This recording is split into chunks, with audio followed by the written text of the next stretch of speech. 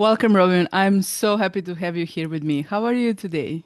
I'm splendid, thank you. I'm very excited to be here. Thank you so much for inviting me to be on your podcast. It's my pleasure, absolutely. You are such a wonderful person and you spread light everywhere. Like when we recorded the podcast on your show, I enjoyed so much. So I'm very happy that my audience have a chance to hear you also. Oh, thank you. No pressure then. No, of course, we will go with the flow. When I was reading about you, there is something which I never heard before. And I would like you to tell us a little bit about the inner productivity team. What does that actually mean?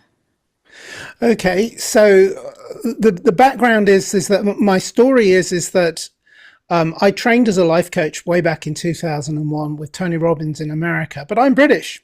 So I set up my life coaching business back here in Britain, and then as luck would have it, within a few years, I put that to one side, became a full-time single dad to two very young boys. Cut forward to 2019, I'm sat in a coffee shop bragging to my older brother, "Oh, I got my degree. Look at me. I've been working from home and I got my degree as well." And he was bored and I could see I was losing him. So I just bragged. I said, "Oh, mind you, trust me to take 10 years to do something that I should have done in 6." And he woke up and he went, "Yeah, why was that?" And I thought, "Oh, the caffeine's kicked in now, hasn't it?" And I realized, I said, "Oh, procrastination." And I laughed about it and he laughed and we changed the subject. And I realized on the journey home that I was quite serious and that procrastination has cost me a lot. And I also realized that I didn't really know why it happens. And I thought, well, that's crazy. I've done over 100 days with Robbins in America. Read countless books on psychology. Part of my degree was in psychology. And I rang my brother, who was a mental health professional, and I said, just remind me again, what was the cure for procrastination? And he said, I'm not really sure. So that set me on a on a quest to find out. And then the gift that kept on giving, and I mean that in an ironic sense, COVID happened and all the lockdowns, and I started researching. And I quickly realized that the research was very well done and very much there. I mean, in one 10-year period, for example, in the early 2000s, they did over 900 research projects into the procrastination and productivity. So I didn't need to do the research, but I did realize my skill was actually in arts and humanities. I'm not a scientist, but I thought I could actually bring together the strands to create a coherent way of understanding what procrastination is, because I wanted to know.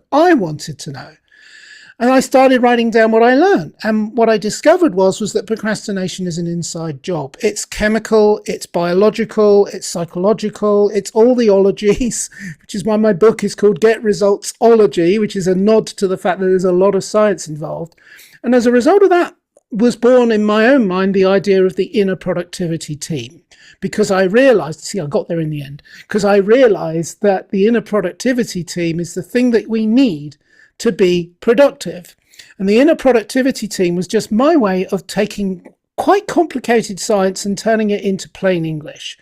So the science is that in order to be highly productive in your peak performance state, you need 3 things. You need dopamine, you need noradrenaline, and you need acetylcholine. Now, if you're anything like me, it took me a year to learn just to say those things quickly. It took me another year to understand them because science is not my thing. So I thought, okay, well, I know that those are neurotransmitters and that's something to do with the brain, and it's all about getting into reward mode and not being in threat modality, which is where procrastination kicks in. So I thought, okay, how do I explain that in plain English? Well, let's go back to very, very basics, big basic here, which is that procrastination is an inside job. It's nature. It's in your nature to procrastinate. And the easiest way to think about it is imagine that you're living in the Neanderthal age of humanity, and you're in your cave, and there's a big bear outside that wants to eat you for dinner. And then your procrastination is there because what you're doing is you're thinking, well, do I go out and fight it and risk my life? Or do I stay in the cave and starve?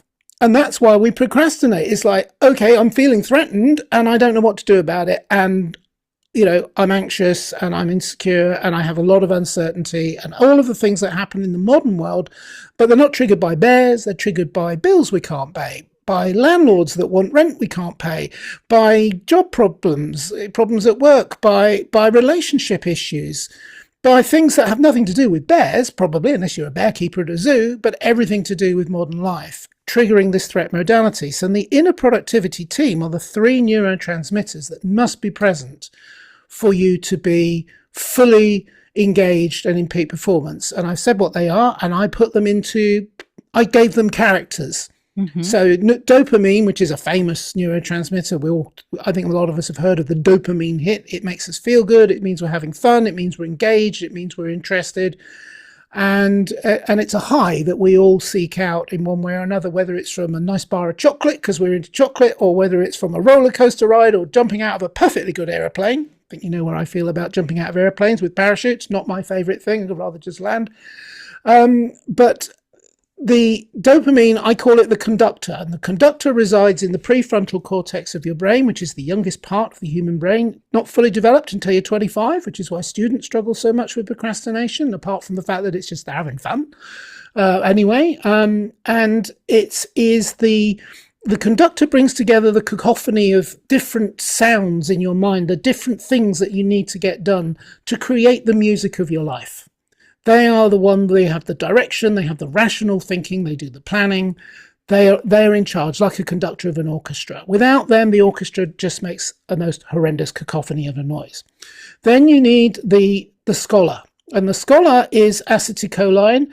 It's present when we're children, when we have to learn really, really fast. We have to learn. I know it takes a long time for a child to grow up, but if you think about it, they learn a language in a year or two. They can speak. They can speak. They can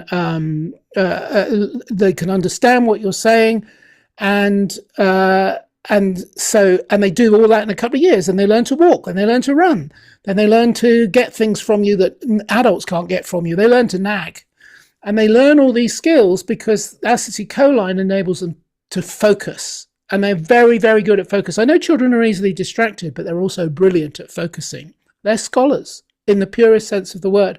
But when we're an adult, this disappears. This acetylcholine is not naturally present. We have to generate it. And you know when we're generating it because you look at your watch and you think, hang on, I thought I'd been here for 5 minutes trying to work something out, but actually I've been here for 50 minutes, for an hour, for 2 hours, 3 hours. I lost track of time. That's when you know you've been in the groove, as I call it, like a vinyl record, the needle in the groove. So that's the scholar. And the third thing you need is the fun-sized warrior. And I call it the fun-sized warrior because I want to make the distinction between that and the big warrior. The big warrior is what you need to fight the bear in the cave.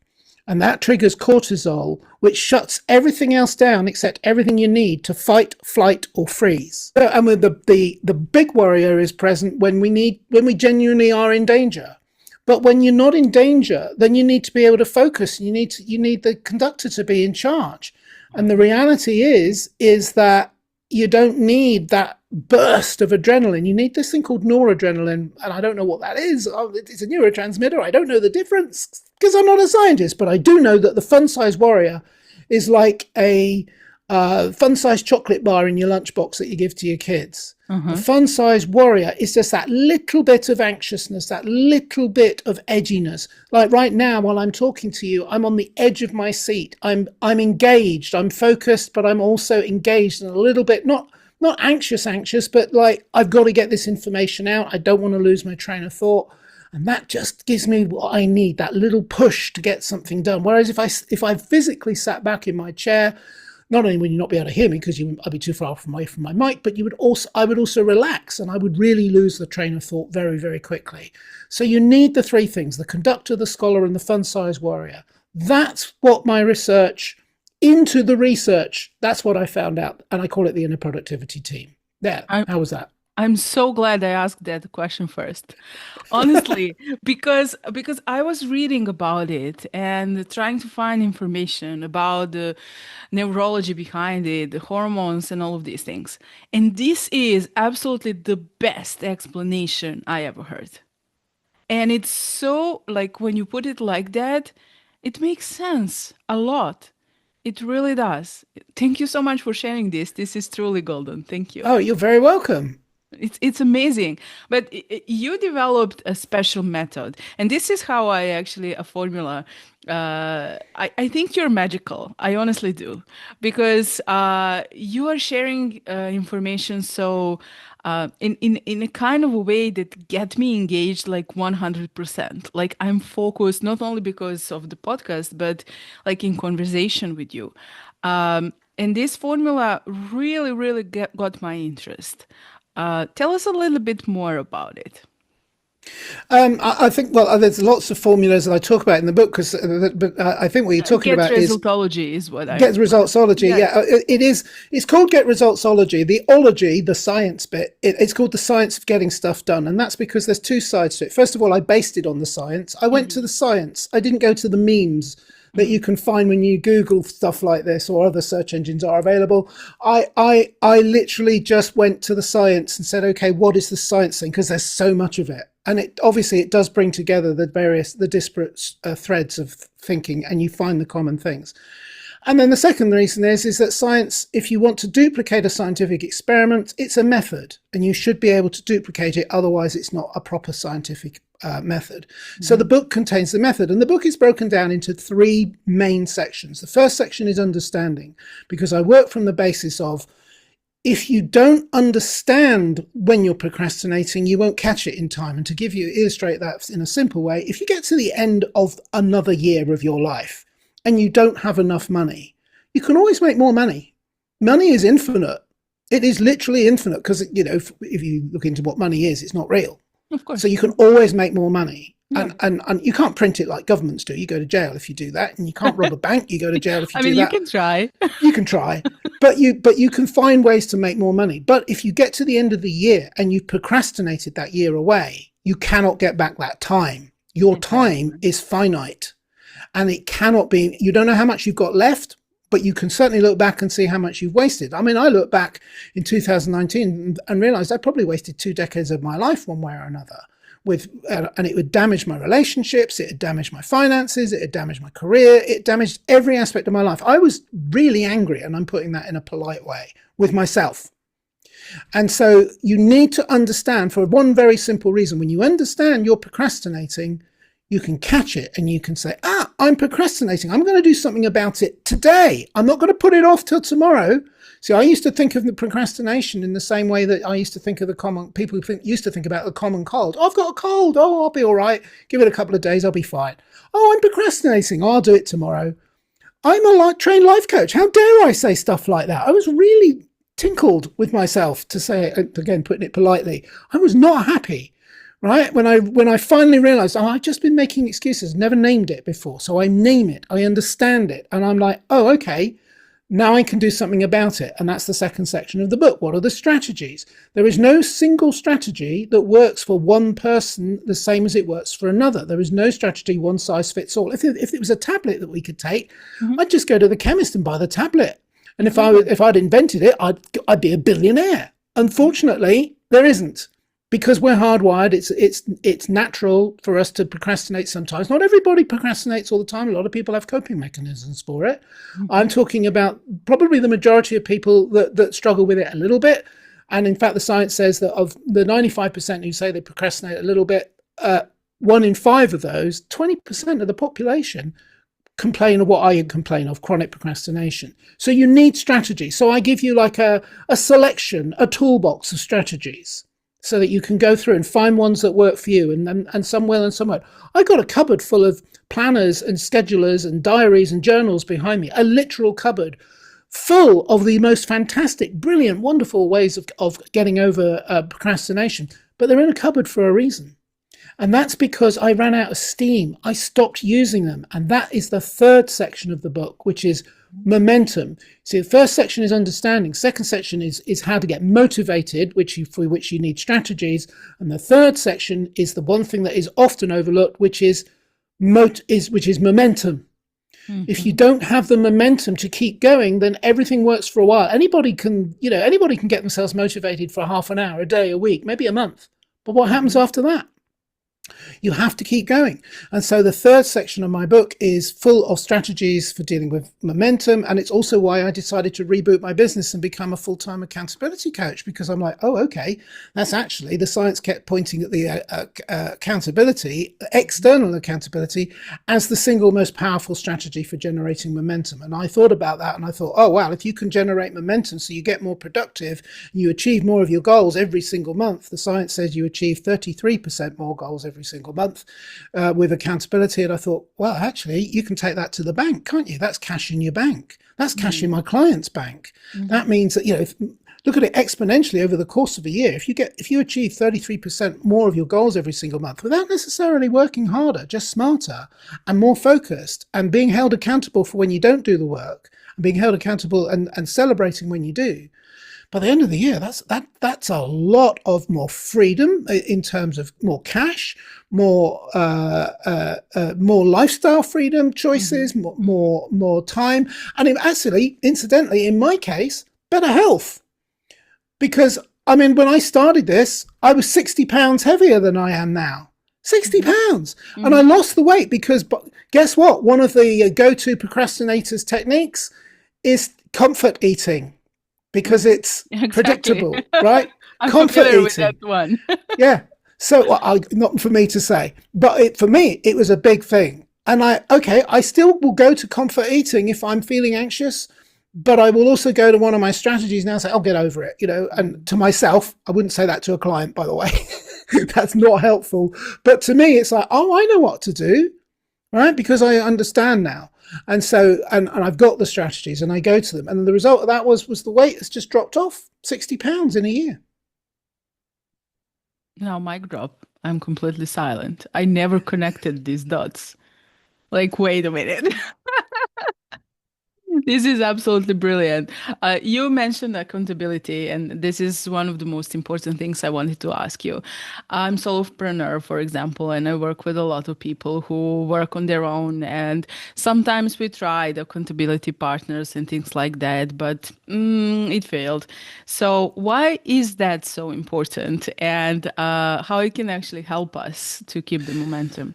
Yeah, I've had a lot of the Americans call them accountability buddies. You can call them accountability friends, accountability partners. I've had quite a few over the years, and they're great. And I highly recommend, if that's all you can afford to do, if you've got someone willing to do it, do it. But in the book, I cover it and point out that there are some costs.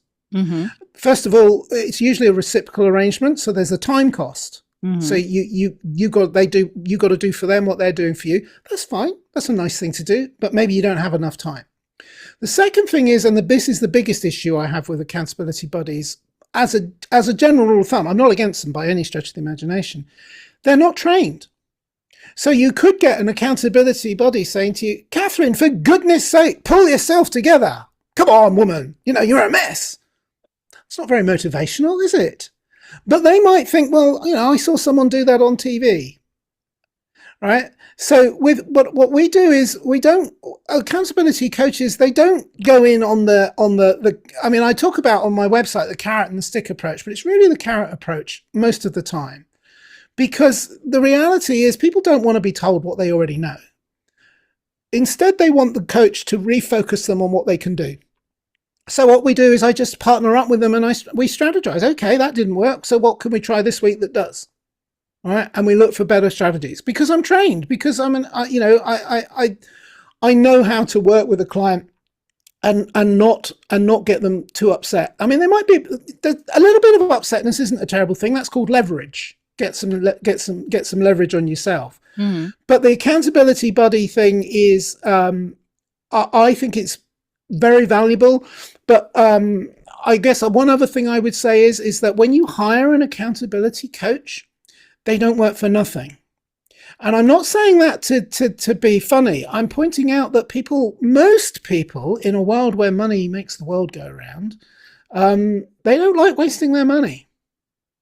So I've had accountability buddies over the year where I've stopped turning up and been unreliable, or they stopped turning up and been unreliable. Why? Because they've got nothing invested in it financially. Whereas if I've paid my accountability buddy to turn up and I don't turn up, yeah, okay, it's still possible I might not turn up. But then when you point out how much money you're wasting, Yeah, that tends to get me out of bed in the morning. I don't want to waste the money. So there is Exactly. that as well. It sounds very like I'm just flying my own flag, as it were, and self-serving is the phrase I'm looking for. But there's thousands of accountability coaches out there. You don't have to hire me. And in any case, I can only work with about a dozen at a time, so I run out of spaces pretty quickly. Hmm. But the reality is that is the big distinction I make. A professional is supposed to know what they're doing, and so they can help you quickly. And so, for example, a typical session with me would be what I'd call my laser focused coaching, where we go in and we just, right, what did what did you do? What could you have done better, and so on and so forth. And then in about 15 minutes flat, we go from, okay, let's look at what wasn't working and let's figure out a way to get you into something that is working in 15 minutes is the goal, because time is money. Their money I'm thinking about now, not mine, and we don't want to waste it. We want to get them back into the groove. Absolutely. I couldn't agree more. If someone would like to reach out to you, to find you, what would be the best way and how it actually looks like to work with you? All right, so I want to be open with your listeners and your viewers, and so I wrote this book because I wanted to get the technology out into the world. I wanted to get out. I was excited about what I'd learned. I wanted to get it out there. So you can go to Amazon and get the book if you want to. If you want to buy it in a published form and you want the printed version, please go and do so. I'd love you for doing that. But I'm actually happy to just give you the book as a free PDF. So I give the book away unabridged. And so if you go to reallyusefultips.com, they Hmm. can have the book. And that's really, as in, yes, I really mean it. Get it before I change my mind, because I will change my mind about it at some point. We It's will leave the link in the Yes, description. and it's So useful because I hope it is, and it's full of tips. And the other thing is, I'm just recreating. By the time this podcast comes out, it will already be up. My 5-day challenge, Skyrocket Your Productivity Challenge, and you can get that from skyrocketyourproductivitychallenge.com. And that's 10-ish minutes a day, where I launch you into some of the technology we've talked about today and go even further. And that's being remade. It's there now, but by the time this goes out, it will be in a new improved version. And you can find me at GetResultsology.com or on LinkedIn. I spend most of my time on LinkedIn. Just look me up, Robin J. Emdon, and you'll find me, and I'm more than happy to talk to you. And I'll talk to you till the cows come home. Frankly, as you can tell, I can talk for England. That's why I'm British. yeah, thank you so much, Robin, for joining me and for being my guest. I truly enjoyed. It's always a pleasure talking to you. Thank you for the gift. We will leave the link below, and I'm very happy that you are on LinkedIn. So definitely my audience will find you there. I truly enjoyed, and I hope you did too. Oh, it's been my pleasure. I hope that I've added some value to your audience today, and I wish them every success in whatever they're doing. You And absolutely did.